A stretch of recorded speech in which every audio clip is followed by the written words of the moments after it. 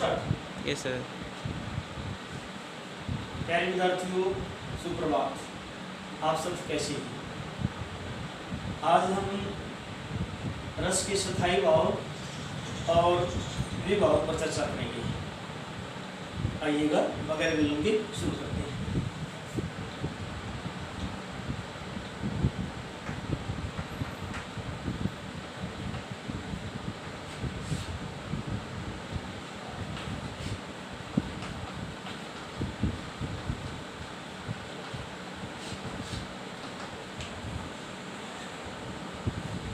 मनुष्य के मन में जन्म से कुछ भाव होते हैं जिनका धीरे धीरे विकास होता है।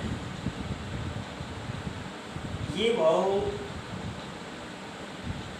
मनुष्य के मन में स्थायी रूप से निवास करते हैं। प्रेम, क्रोध, घृणा, भय, आशय, आश्रय इत्यादि। लेकिन ये हमेशा मनुष्य के मन में सुप्त अवस्था में अर्थात सोई हुई अवस्था में रहते हैं। परिस्थितियां आने पर ये जागृत हो जाते हैं। उदाहरण स्वरूप, कोई भी व्यक्ति हमेशा क्रोधित नहीं रह सकता। अगर उसे अपना कोई शत्रु दिखाई दे जाए, उसे अपना अहित करने वाला दिखाई दिए, तो वह क्रोधित हो जाएगा। ठीक इसी प्रकार एक उदाहरण और लेते हैं। जैसे अध्यापक कक्षा में अपने विद्यार्थियों को बड़े प्रेम प्यार से कोई टॉपिक, कोई विषय पढ़ा रहे हैं और विद्यार्थी भी ध्यान से पढ़ रहे हैं। लेकिन पढ़ाते पढ़ाते कोई ऐसा प्रसंग आया हास्य का, जिसको सुनकर सभी विद्यार्थी उठ गए हैं। इसे सुनकर विद्यार्थी एकदम हंसने लगे। ऐसा क्यों हुआ? क्योंकि जो अब तक ये उनका जो हास्य वाला भाव था वो सोया हुआ था। ऐसी सामग्री आ गई जिसने बच्चों को, विद्यार्थियों को हंसने के लिए विवश कर दिया। तो इसके बावजूद स्थायी भावों की संख्या की चर्चा करते हैं। स्थायी भाव संख्या में 9 हैं। इनकी चर्चा हम पहले कर चुके हैं। अब इसके बावजूद हम जो रस का दूसरा भाग है विभाव, विभाव की चर्चा करते हैं। विभाव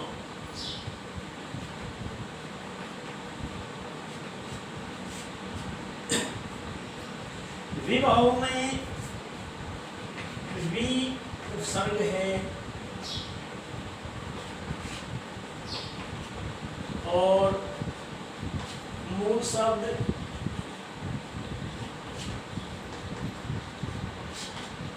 भाव है।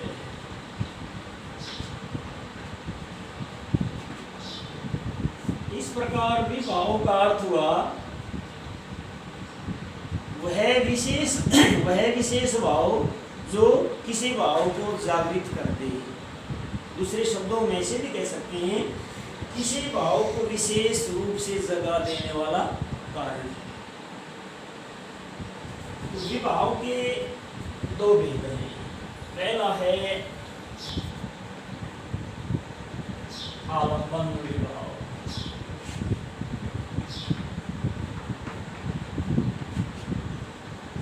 दूसरा है उद्दीपन विभाव।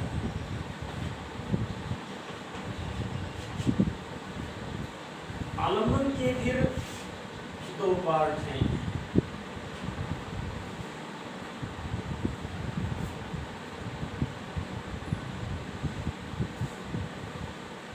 पहले आलंबन की परिभाषा लेते हैं। आलंबन का अर्थ है सहारा, मदद भी कह सकते हैं।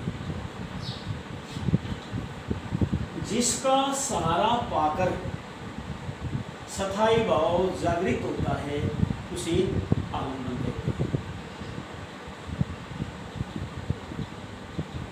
जैसे भाव दर्शन को देखकर ही माता यशोदा के मन में वात्सल्य भाव जागृत होता है। यहाँ माता यशोदा के मन में भाव उत्पन्न हुआ है, तो माता यशोदा है वो आश्रय है। किसके कारण पैदा हुआ है? वो श्री कृष्ण के कारण हुआ है, तो श्री कृष्ण आलम्बन है। तो उम्मीद करता हूँ शायद आप समझ रहे होंगे। अब दूसरा पार्ट है उद्दीपन। उद्दीपन का शाब्दिक अर्थ है तेज करना,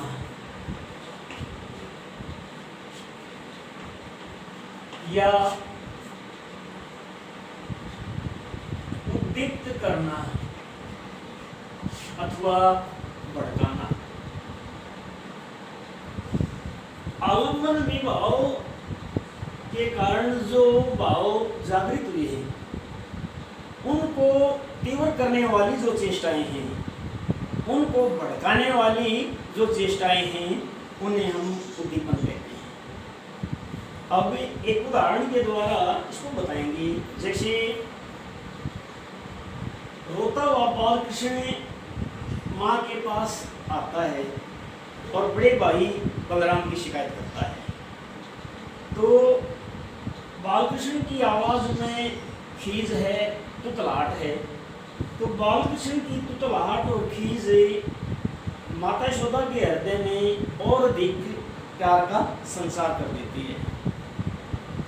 इस प्रकार यहाँ जो बालकृष्ण की खीज और तुतलाहट है, इन दोनों ने जो वात्सल्य भाव है उसको और भड़का दिया है। इन दोनों ने आग में घी डालने का काम किया है। तो इस प्रकार हम कह सकते हैं कि क्या आलम्बन की जो चेष्टाएं होती हैं, आलम्बन की जो क्रियाएं होती हैं, वो उद्दीपन में गिनी जाती हैं। अब इन सभी चीज़ों को एक उदाहरण के माध्यम से स्पष्ट करते हैं। उम्मीद है कि आप अच्छी तरह से समझ रहे होंगे। अब एक उदाहरण लेते हैं जिसके माध्यम से इसके चारों अंगों को समझाते हैं।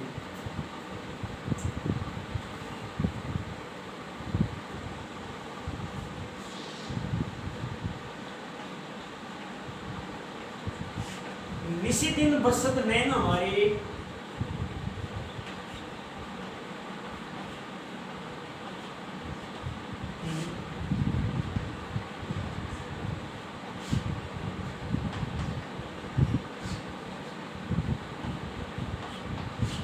सदा रहत पावस ऋतु।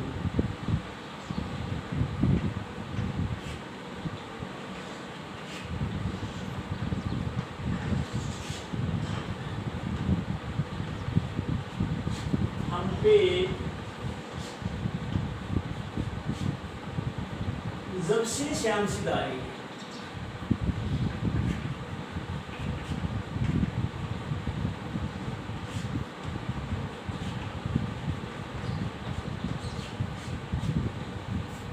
इन पंक्तियों का भावार्थ यह है,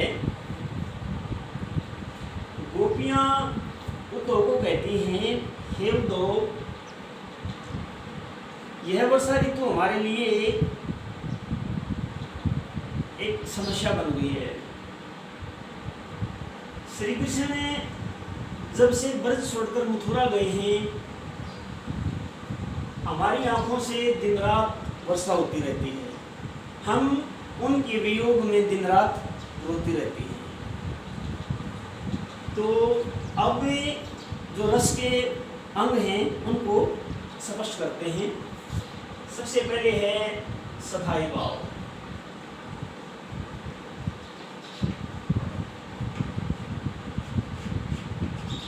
स्थायी भाव यहाँ पर गोपियों का कृष्ण के प्रति प्रेम है, इसलिए स्थायी भाव क्या बन जाएगा यहाँ पर?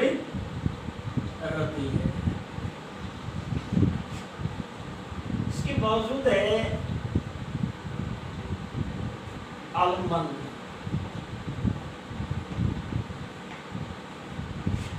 आलम्बन बनेगा यहाँ पर क्या श्री कृष्ण है।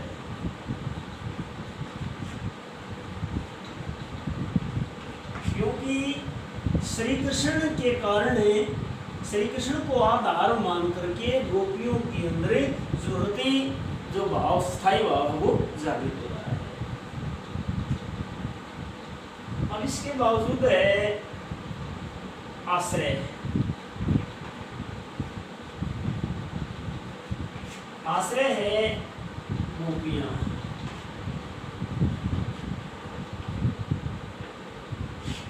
क्योंकि श्री कृष्ण को आधार मान करके जो गोपियां हैं उनके अंदर जो स्थायी भाव है वो क्या हो रहा है, आश्रय ले रहा है, उनके अंदर स्थायी भाव उत्पन्न हो रहा है। इसके बाद है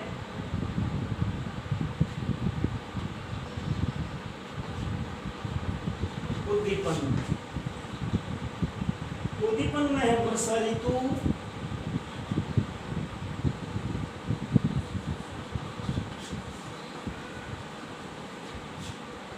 या कृष्ण का प्रेम।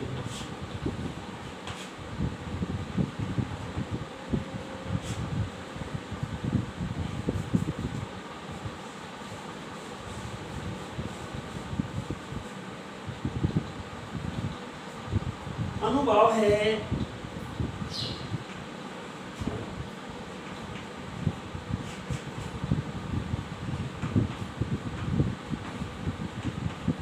गोपियों का रोना।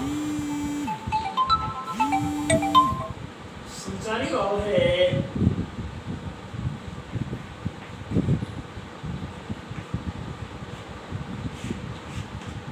विषाद।